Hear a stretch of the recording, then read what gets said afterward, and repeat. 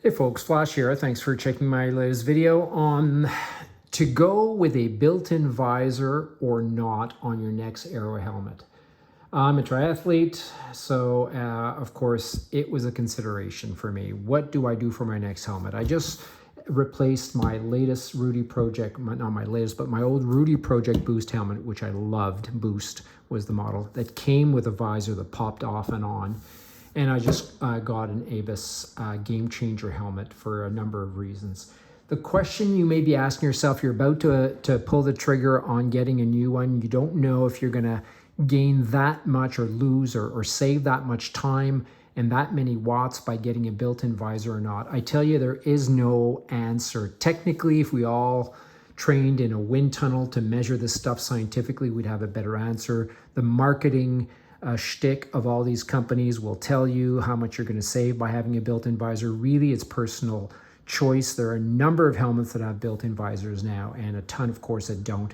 The difference, of course, unless you go for a long tail or a short tail aero helmet that you use for a time trial or on the track or in the wind tunnels, you'll find that most of the aero road helmets now are used a lot by triathletes. They do the trick. They're good enough. Unless you're a pro, well, if you're a pro, you're probably not listening or watching this video and you're a sponsor and you've got your own helmet and you have your own opinions on it. I'm not going to provide a lot of personal opinions, save the fact that I like them both.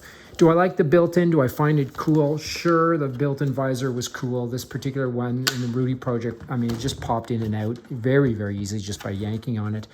And it popped in. A lot of the removable ones are magnetic now. What they do is that you can flip them upside down and they hold on to the back or the front of your helmet. I did enjoy it. There's so many considerations including the shape of your head, how far this comes to your eyes and to your nose. Is it in the way? This particular Boost helmet with the built-in visor worked perfectly well for me. I will say though that with my new helmet and my new sunglasses, I've got two sets. I've got the Roca Matadors and I've got the Oakley Sutros that I've tried both with the helmet and that I've reviewed on another one of my videos. I find that this combination, for me, I'll show you what it looks like on my head.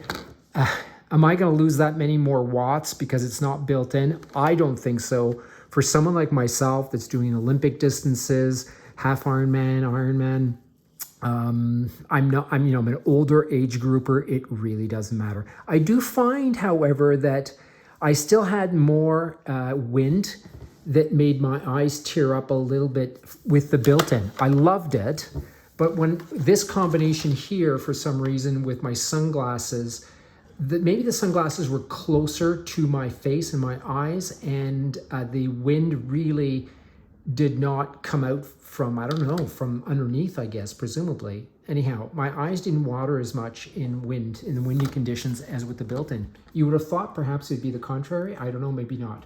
Okay, so real quick, I hate doing this because you get to see my face. I'm really sorry about that. I apologize, but here we go. So last but not least, the look. It's not nothing. I mean, it's not insignificant. We're spending a lot of money. We want our gear to look the way we want it to look. I know it's narcissistic to some extent and superficial, but you want to be happy with your gear. So yeah, for sure, it's cool when you pop it off and pop it on. The newer models that are magnetic, that's kind of cool too. So for my face and shape of my head, this medium helmet worked really, really well. Was close, not that close, but surprisingly, like I said, the wind still for some reason made my eyes tear up a little bit more in a heavy wind. And then real quick, the Avis helmet, which is my latest puppy, which I like a lot. Super comfortable, by the way. They're both comfortable, but this one's got a little bit of an edge, I think. And then when I pop on these glasses, okay, fair enough. The visor isn't built in. There's a few more seams, presumably, right?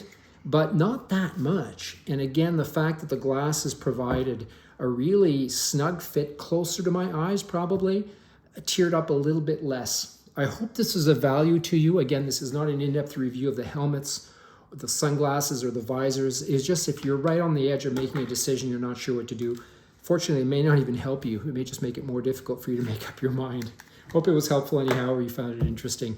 Take care, be well, hang in there. We're almost racing. That's my review.